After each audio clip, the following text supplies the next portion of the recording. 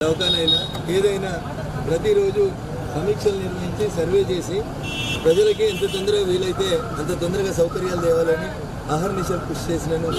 సరే ప్రయత్నం నేను చేసేంతవరకు దుబ్బాక నియోజకవర్గ అభివృద్ధి కోసం నేను ప్రయత్నం చేస్తూ వచ్చినాను. అప్పుడు నన్ను కొబ్బరికాయలు కత్తెరలను ఎక్కిరించిన వాళ్ళు ఈ 5 నెలల నుంచి 7.5 ఒక్కసారి దయచేసి దుబ్బాక నియోజకవర్గ ఓటర్ మహాశైలు ఆలోచించాలి. కనీసం క్యాంప్ ఆఫీస్ గెలిచి 5 నెలలు అయితే క్యాంప్ ఆఫీస్కి తాళం తీసి ఎమ్మెల్యే గారు ఏడుంటారో తెలియనటువంటి దుస్థితికి దుబ్బాక నియోజకవర్గాన్ని ఒక అనాథలాగా నెట్టేసారు. ఇది బాధాకరమైనటువంటి విషయం. ప్రజలు ఈ ప్రాంత ప్రజలు ప్రేమగలవాళ్ళు కష్టాల్లో ఉన్నప్పుడు చెప్పుకోవడానికి మా ఎమ్మెల్యే గారు ఏడున్నారని వద్దామంటే 5 నెలలుగా దుర్ముహూర్తాలు ఉన్నాయనో క్యాంప్ ఆఫీస్కి వాస్తు లేదనో ఇంకా క్యాంప్ ఆఫీస్ జరుపుకోవడం అనేది ఎంత బాధాకరమో ఒకసారి దుబ్బాక నియోజకవర్గం ప్రజలు ఆలోచించాలి. సమస్యలు గోకుల్లో ఉండిపోయినాయి. ఐటీఐ మేము పోయిన ఆగస్టులోనే ఓపెన్ చేద్దాం అనుకున్నాం.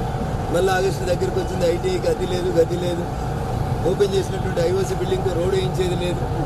మేము గెలిస్తే ఇది చేస్తాం అది చేస్తామని చెప్పారు. అరచేతిలో వైకుంఠం చెప్పారు.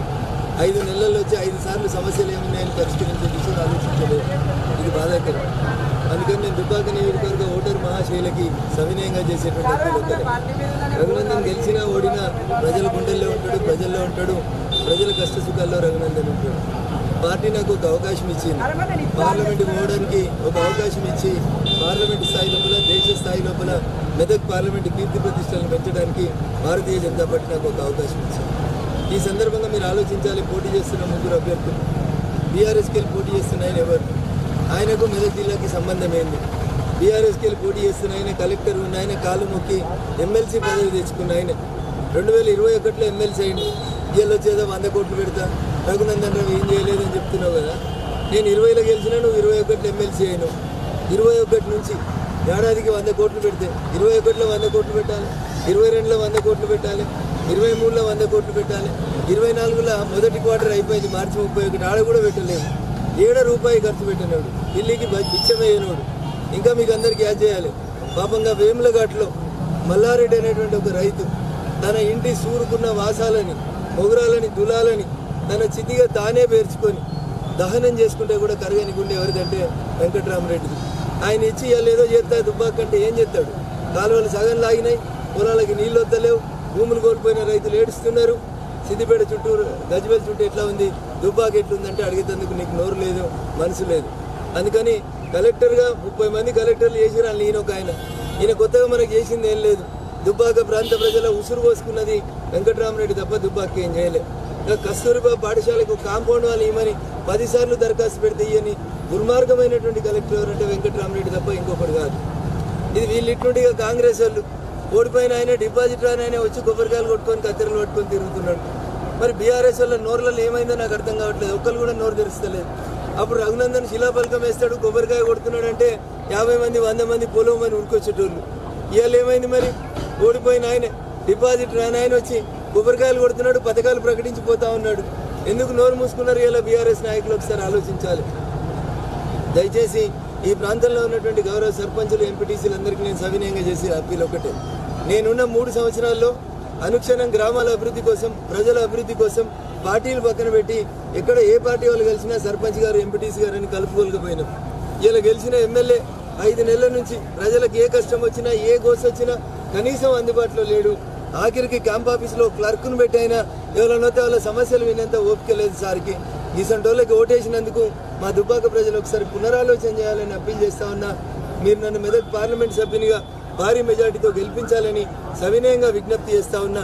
గెలిచిన తర్వాత రఘునందన్ రావు ఎమ్మెల్యేగా ఎట్లా అందుబాటులో ఉన్నాడు, రేపు ఎంపీగా గెలిచిన తర్వాత కూడా దుబ్బాక నియోజకవర్గ ఓటర్ మహాశైలకి అట్లే అందుబాటులో ఉంటానని చెప్పి సవినయంగా అప్పీల్ చేస్తూ మొన్న జరిగిన దుర్ఘటనల్ని, సంఘటనల్ని మర్చిపోయి దయించి పార్లమెంట్ ఎన్నికలలో భారతీయ జనతా పార్టీని, నరేంద్ర మోడీ గారి నాయకత్వాన్ని బలపరచమని నేను సవినయంగా అప్పీల్ చేస్తా ఉన్నా. వాళ్ళు ఇచ్చే డబ్బులు ఒక రోజు ఉంటాయి కావచ్చు, ఒక రాత్రికి అయిపోతుండొచ్చు. వాళ్ళు ఇచ్చే 1000కి 2000కి దయించి ప్రజాస్వామ్యంలో పనిచేసేటువంటి నాయకులని సంపదని నేను ఓటర్ మహాశైలికి సవినయంగా విజ్ఞప్తి చేస్తా ఉన్నా. గౌరవ ప్రజాప్రతినిధులకు కూడా మేలో నా ఎన్నికలు అయిపోతే జూన్లో మళ్ళీ మీ సర్పంచ్ ఎన్నికలు, ఎంపీటీసీ ఎన్నికలు వస్తాయి.